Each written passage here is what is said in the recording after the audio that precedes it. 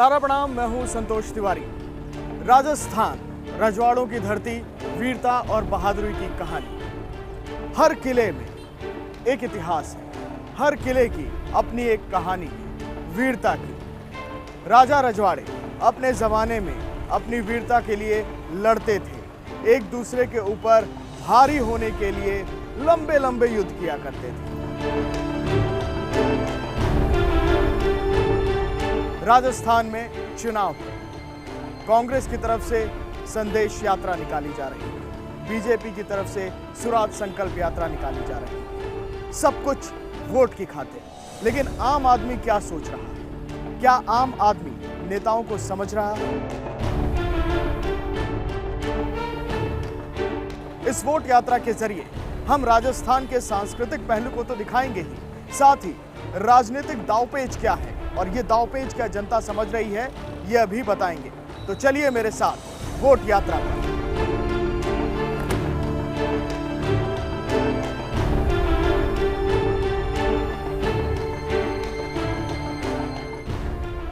इस वक्त हम मौजूद हैं सांगानेरी गेट पर। यह गेट ऐतिहासिक है और इतिहास में इसका खास महत्व भी है। ये नज़ारा वॉल सिटी का है, जयपुर की वॉल सिटी। ये वॉल सिटी आज के आधुनिक बाजार की एक तस्वीर पेश करती नजर आ रही है।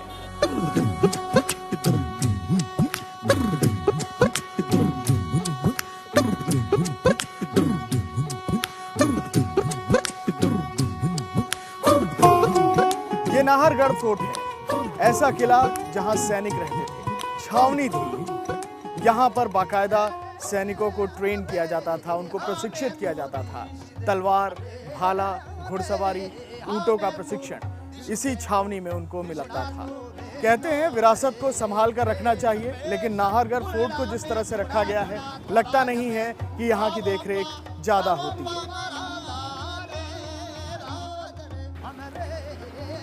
सिटी पैलेस राजस्थान की शान, उनमें इसको महत्वपूर्ण गिना भी जाता है। कई ऐसे महल हैं, कई ऐसे किले हैं जिनकी अलग अलग कहानी है। सिटी पैलेस मुगल कालीन और राजस्थानी कला का एक अलग नमूना है।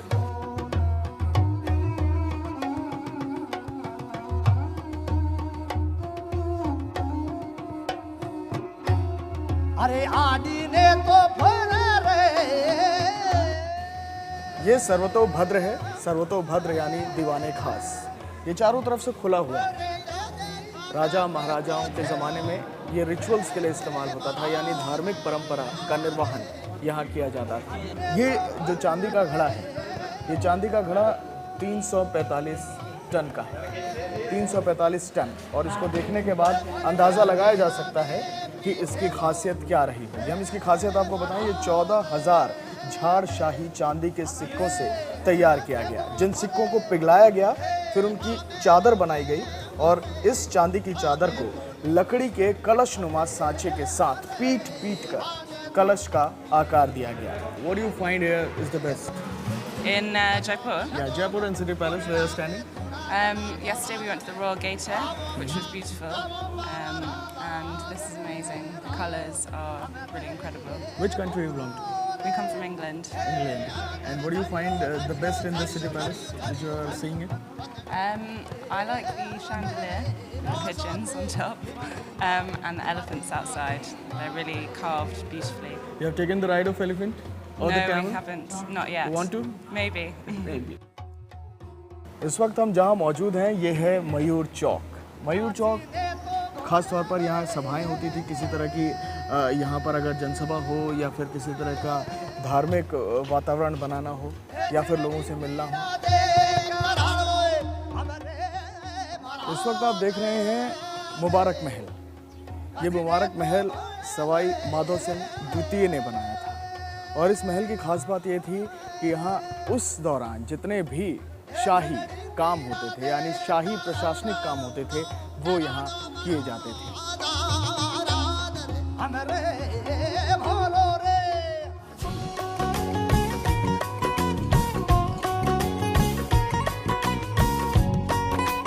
अपने सफर में अब हम पहुंच गए हैं आमेर फोर्ट।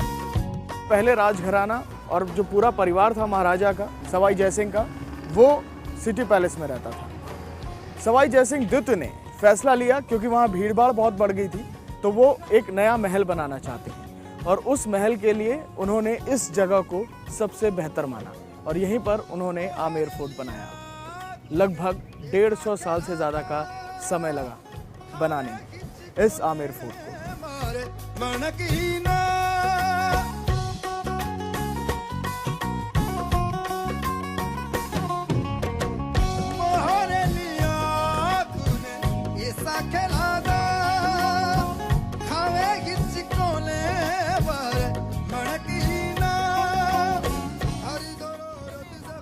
मानसागर झील और इसी के बीच में बना है जल महल और ये जल महल कई मायनों में ऐतिहासिक है, क्योंकि ये उस दौरान बनाया गया जब इस बारे में कोई सोच भी नहीं सकता।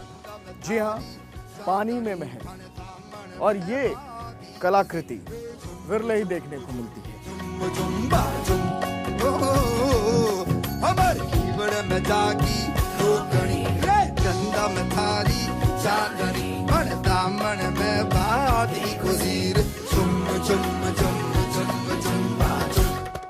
इस झील को बचाने के लिए अब तक क्या प्रयास किए गए और वो जो प्रयास हुए हैं वो सराहनीय हैं। करीब 200 मिलियन टन टॉक्सिक पानी को इस झील की दिशा से डाइवर्ट किया गया, यानी उसको शहर के बाहर फेंका गया, रास्ता बनाया गया। इस ऐतिहासिक महल को बचाने की हर कोशिश सरकार की तरफ से की जानी चाहिए और अच्छा लग रहा है ये देख के। अमूमन ऐसा दिखता नहीं है, कहीं पर भी ऐतिहासिक चीज़ों को बचाने संजोने की जो कोशिश होती है वो कागज़ों पर देखने को मिलती है, लेकिन इस जल महल को देखकर लगता है कि पानी के भीतर अब तक इसको बहुत अच्छी तरह सहेज कर रखा गया है।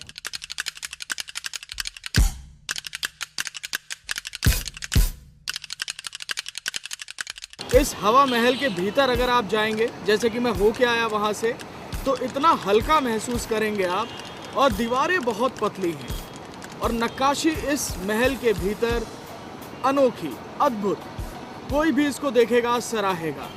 जो भी जयपुर आता है इस हवा महल को वो ज़रूर देखने पहुँचता है, क्योंकि इसके बारे में सिर्फ उसने सुना है, तस्वीरों में देखा है या फिर पढ़ा है, लेकिन हकीकत तो यहाँ आके ही महसूस की जाती है।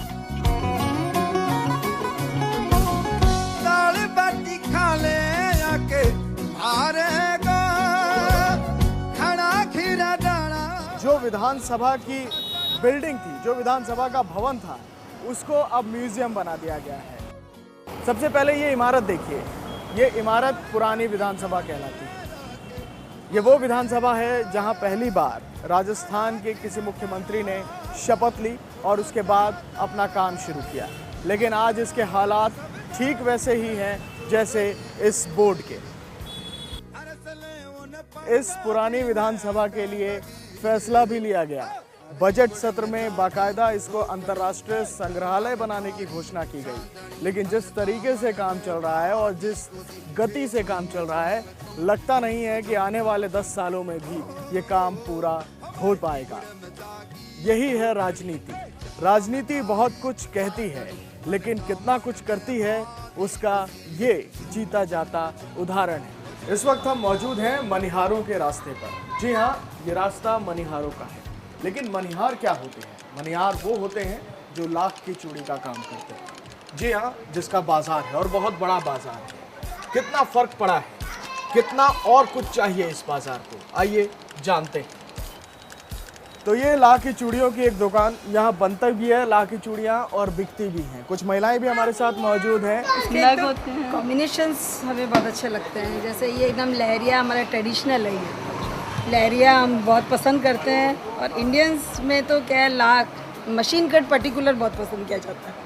राजस्थान के अंदर ही चलता रहता है, आजकल तो बाहर भी जाता है इसका, लेकिन मेन जो होता है राजस्थान में ज़्यादा पता जाता है। कहाँ से आप लोग माल लेके आते हैं? बंगाल से तो लाख आती है और अपने इंडिया के अलावा कहीं लाख पैदा होती है। ये महाभारत काल से ही चली आ रही है।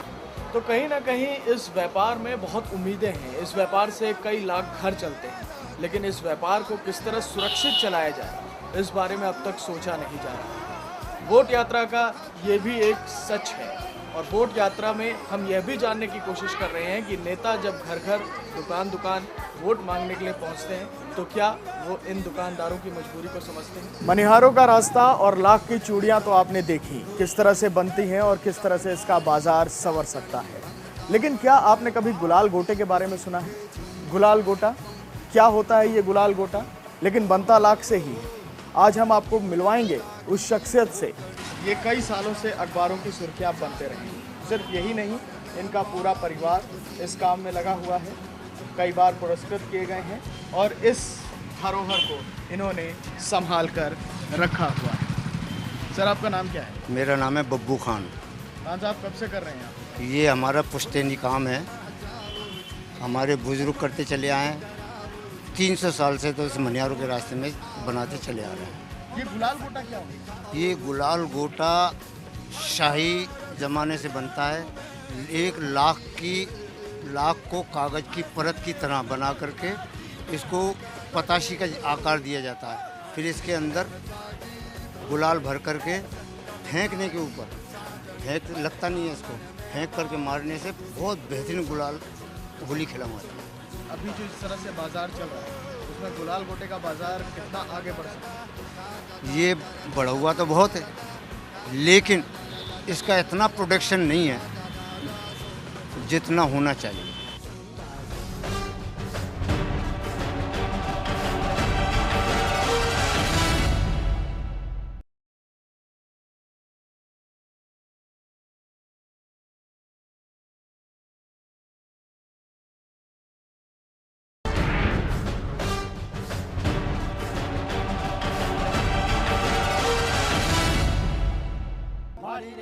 स्वागत है आप सभी का ब्रेक के बाद।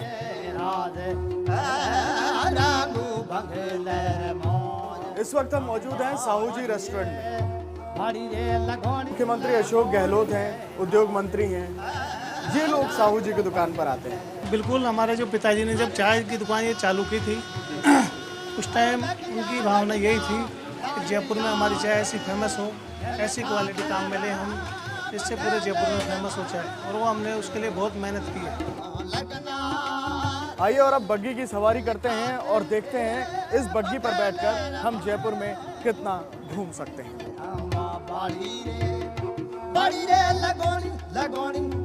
बग्गियों में बैठकर शाम समझने की ये सवारी आज सिर्फ कमाई का एक जरिया बन के रह गई है। पर्यटक आते हैं वो इस बग्गी पर जरूर बैठते हैं। चलिए।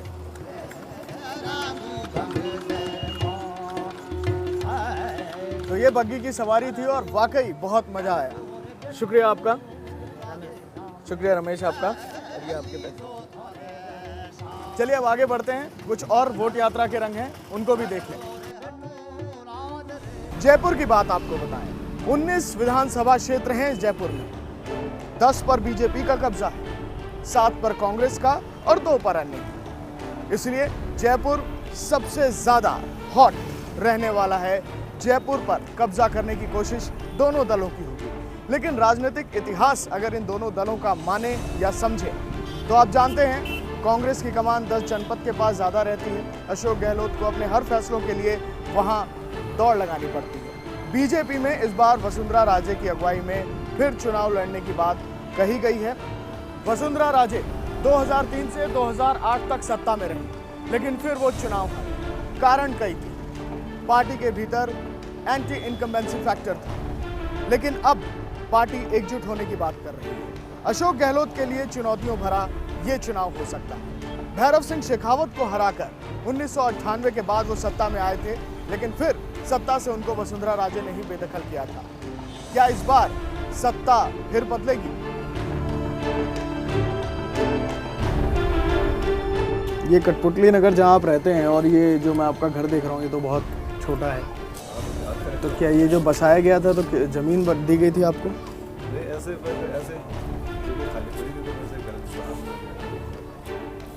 तो आपने भी घर बना लिया। वोट देते हैं आप जब? वोट देते हैं, हर साल वोट देते हैं। उसके बावजूद ही मैंने कोई शिकायत नहीं।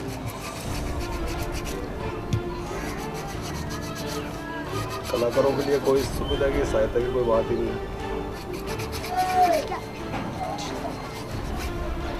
कठपुतली नगर की इन तंग गलियों में ये कला दम तोड़ रही है। सरकार से उम्मीद बहुत है कि वो काम करेंगे, लेकिन इस कठपुतली नगर के हालात देखकर, इस कठपुतली नगर में जो लोग रहते हैं, जो बच्चे रहते हैं, जिस तरह से रहते हैं, हालात देखकर लगता नहीं है कि ये कला, ये सरकार, ये प्रशासन या ये व्यवस्था उसको जीवित रखना चाहती है। इस वक्त हम मौजूद हैं श्रीदेवड़ी बाजार। जी हाँ, हवा महल के पास ये बाजार।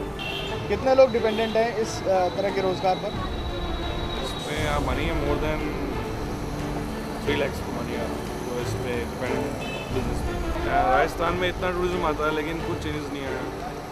हम 15 साल से यहाँ पर हैं, वही जो है वैसा ही है। कुछ भी नहीं कहते हैं कि हम ये करेंगे वो करेंगे, हर साल आता है लेकिन कुछ होता नहीं। वोट के लिए तो नेता आ जाते हैं, वोट के लिए सब आते हैं।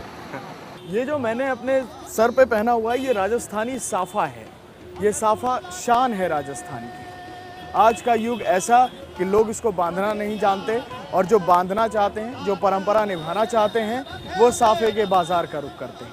इस बाजार के विश्लेषक मानते हैं कि इसका काम बढ़ता है। खास तौर पर विश्व की तरफ देखें तो साफा एक्सपोर्ट किया जाता है, लेकिन सरकारी लचरता इनके इस व्यापार को राजस्थान में आगे बढ़ने नहीं दे रही। कहते हैं कि जयपुर अब मेट्रो की तर्ज पर विकसित हो रहा है।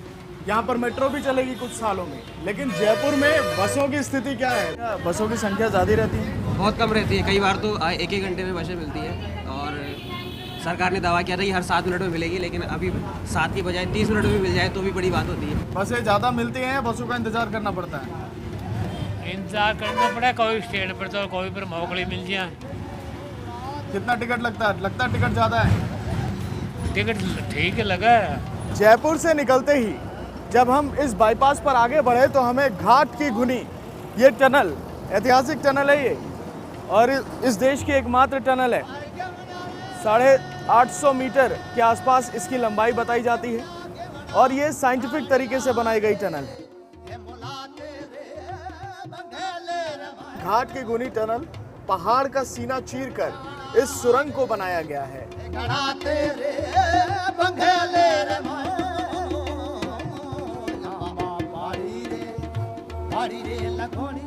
दौसा शहर 5 किलोमीटर दूर है, और ये हाईवे बहुत बेहतरीन हाईवे है। ये सड़क के मामलों में फिलवक्त हम राजस्थान को कह सकते हैं कि अच्छा है, और गाड़ी सरपट दौड़ती है। ग्राम पंचायत में मौजूद है, और ग्राम पंचायत में बहुत कुछ किया जाता है इस गांव की भलाई के लिए।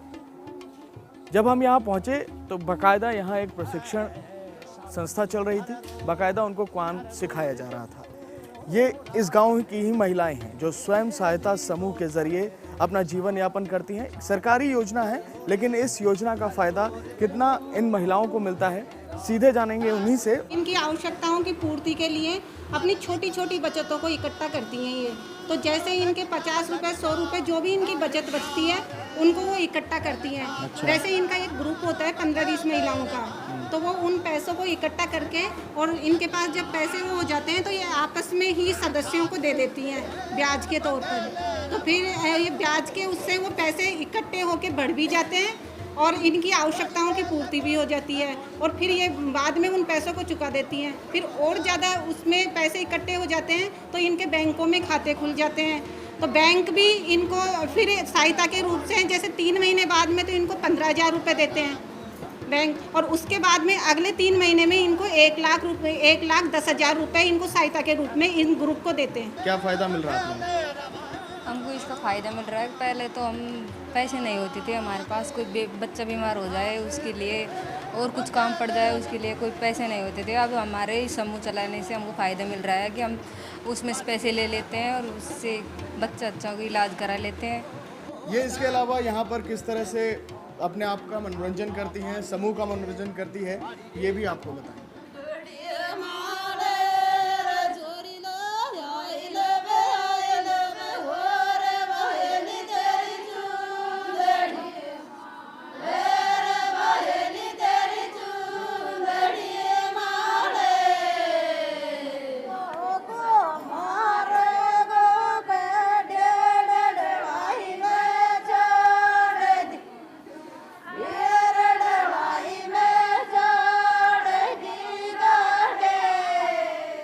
स्वयं सहायता समूहों में ऐसा ही होता है। ये योजना अच्छी है, अगर भ्रष्टाचार की भेंट ना चढ़े। चलिए आगे बढ़ते हैं। इस वक्त मैं मौजूद हूँ दौसा का ये मेन चौराहा है और इसकी हालत देखकर लगता नहीं कि यहाँ पर दौसा का ही सबसे बड़ा बाजार लगता है। इस सड़क को देखिए, इन सड़कों पर जहाँ गाड़ियाँ इतनी हिचकोले खा रही हैं, ये स्टेट हाईवे है और इसकी कई वजह भी हैं। चाहे किरोड़ी लाल मीणा हो या फिर किरोड़ी लाल बैंसला, उनकी अपनी लड़ाई है, कास्ट बेस्ड अपनी लड़ाई वो लड़ते हैं राजनीतिक, लेकिन लोगों को क्या फ़ायदा मिलता है इस सड़क का हाल देखकर समझ में आ जाता है। तो आपसी राजनीति है, जातिगत राजनीति है यहाँ पर। और आज ये और देखो यहाँ पर आगे नांगल से आगे चलते ही कभी बरसाती लाल जी का हुआ जाता है, कभी एक किरोड़ी लाल जी का एरिया जाता है, एरिया बटे हुए सड़क रास्ता तो बड़ी खराब है। तो आप लोग वोट तो देते हैं ना? वोट वोट दे बड़ा खर्चा नहीं, सांसद में से नहीं करोड़ी मिलती तो रास्ता तो खड़वा दो। नहीं तो कभी पूछा क्यों नहीं गुस्से में ऐसे ही? उनसे वो पूछा क्या उनसे, वो तो पुत्र खड़बान तो तैयार से। जातिगत राजनीति यहाँ ज़्यादा हावी रहती है और जाति के अनुसार ही यहाँ वोट भी दिए जाते हैं। अभी कुछ दिन पहले यहाँ पर जो चुनाव हुए थे छात्रों के, जो युवा इलेक्शंस होते हैं, युवाओं का नाम आते ही देश की निर्भरता की बात होने लगती है, लेकिन उन्होंने यहाँ इस तरह से बवाल काटा कि यहाँ पर टास्क फोर्स तक तैनात करनी पड़ी और यहाँ ऐसी कम से कम 4 गाड़ियाँ खड़ी हैं। लड़ाई दौसा विधानसभा क्षेत्र की कुछ भी हो, लेकिन पोस्टर में ये अच्छे चेहरे, चमकते हुए चेहरे आपको नजर आ जाएंगे।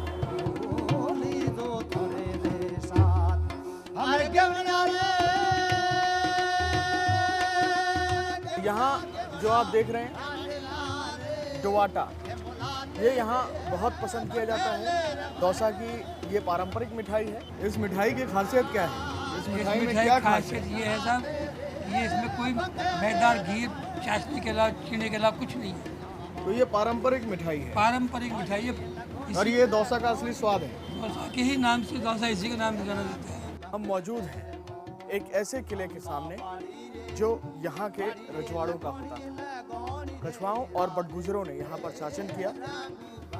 भवानी स्पोर्ट्स स्टेडियम इसको हम कहते हैं और ये अभी तक के बेहतरीन फुटबॉल टीमों का गवाह रहा है। यहाँ पर एक तरफ मस्जिद है, एक तरफ मंदिर है और एक तरफ जैन मंदिर है। यही परंपरा, यही इतिहास इस किले का।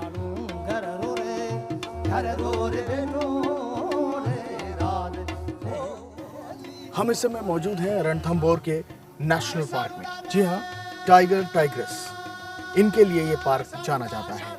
ये उद्यान उन्हीं के लिए बना है और इस वक्त जो आप ये तालाब देख रहे हैं, जंगली जानवर जो भी इस उद्यान में हैं इसी तालाब से पानी पीते हैं। आपको ये भी बता दूं कि सवाई माधो सिंह प्रथम, उनके नाम पर ये पार्क रखा गया था, उनके नाम पर ये पार्क बना और उसके बाद यहाँ पर तमाम वो व्यवस्था की गई।